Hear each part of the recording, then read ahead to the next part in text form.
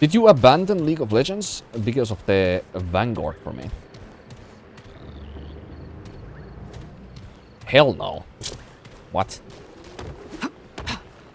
That is a very odd question. You know, that's one of the questions that I literally never, ever, ever get nowadays. No, I just simply got bored of the game because I did not have anything new to achieve anymore. When you play something competitively and you don't play for money necessarily, and you just play for like the fame and the experience, or just, you know, seeing yourself like on the ranked ladder somewhere high, and you get to a point where you have achieved everything you wanted to achieve, the drive that you need to have after that to continue, like wanting to stay on that level, just kind of takes a nosedive. That is essentially what happened with me. There was nothing more that I wanted to achieve in the game, so I just kind of got bored. But also, it's just, you know, the same cycle of like every single other multiplayer game that is competitive, you know? It's like, you know, the more people figure out the meta and the more the developers design and balance the game around balancing for only competitive play, the less fun the game eventually will become. But also, if they don't balance the game around competitive play, then, you know, you're gonna have games like fucking, what's it called? Marvel Rivals on your hands, you know? Where like everybody complains about the game being so unbelievably unfair that it just feels like irritable to play because there's so much bullshit in the game, you know? But that's kind of past the point anyways. Yeah.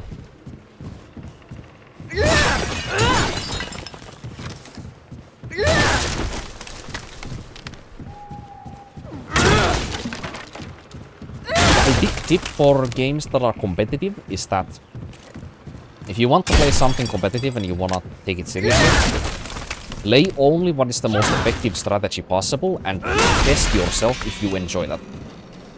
If you enjoy only winning as your primary objective, then competitive games can be fun. If you enjoy competitive games just for the sake of, like, you know, seeing yourself climb the ladder, you will get bored of the game.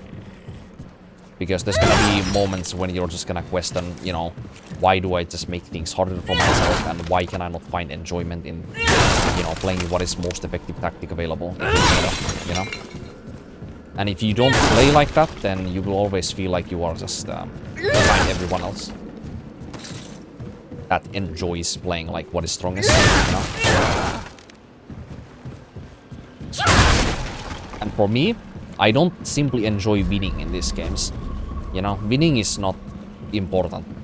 Like, that important for me. It is important, yeah, but like, winning my way is a good way to put it, you know? If I get to do what I like most in games, and then I also win, that's what I strive towards every time. That's the reason why I love expression in games in the first place.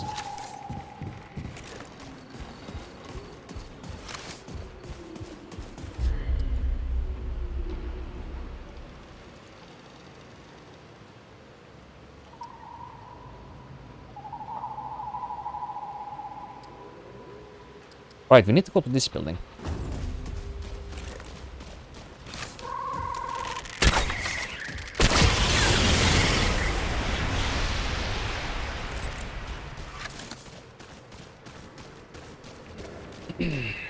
Some characters can 1 versus 5 if played right. I don't think it nowadays, yeah, I really don't think so. In the past, I would hard agree with you. Like, certain roles and certain characters can do that. But at the same time, they can only do it if your level of play is significantly higher than the peoples who you are playing with and against. So, aka, if you are smurfing, and even if you are smurfing, like, when you get to a certain, like, high enough elo, people will just have high enough level of play where the games are just, well, when you are playing a team game, the game is just decided for you, and the main thing that you can decide for yourself is your own attitude. So you just have to consistently, like, keep playing and try to play more and more correct and consistent the entire time, and just hope that eventually when you have played enough games that you will see progress. And when you get to that point, when you play in high enough elo, when you get to that point where I was, it becomes incredibly fucking boring to play the game. You will get the same answer from every single person who has played high elo in any game, by the way. It's not something like League specific. It's literally in all of them.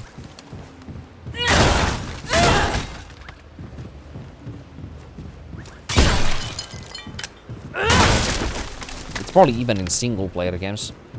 Like even in single player like fighting games that probably exist in. Because they have like, I would imagine their own like character metas, you know?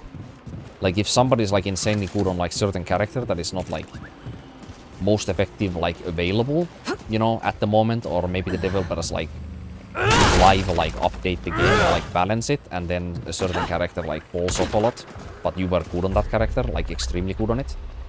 You can play versus somebody who is like not that good, but also like decent on another character that is significantly more like adhering to the meta that the developers are, you know, balancing the game currently for.